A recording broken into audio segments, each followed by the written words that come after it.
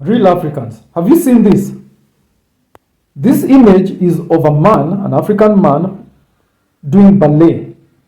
And it would appear that there's a very concerted effort to effeminize African men. Already as we speak, most Kenyan men are very effeminate, right? Like most people worship a European statue, like they're on their knees worshipping a Mzungu statue. You know, that's very effeminate already. Just being on your knees already is effeminate.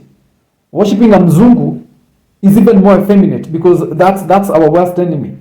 So already that is bad enough. Now on top of that, they're now trying to turn all our young men into women. And most of you are embracing it, which is really sad, which is why I'm only talking to the real Africans. And the other thing that is really bothering me is that when you look at the schools, I want you to see that almost every school in Nairobi is now offering ballet classes.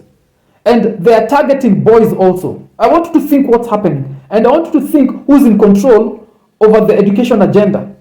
So once the government of UDA decided to partner or to succumb to the Mzungu and introduce LGBTQ into Kenya, they are now pushing it into the primary and lower primary and secondary schools, which is why you're seeing a rise in ballet classes being offered to boys.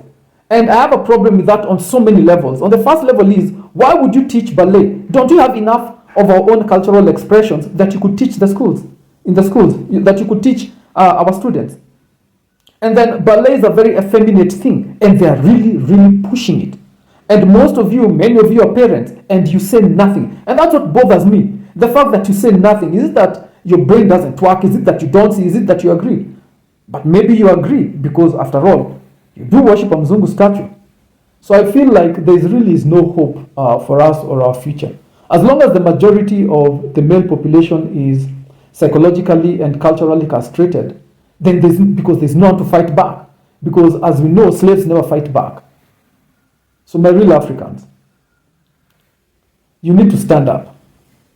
Don't allow this to continue. Yes, the country has been sold by UDA, but you still need to stand up.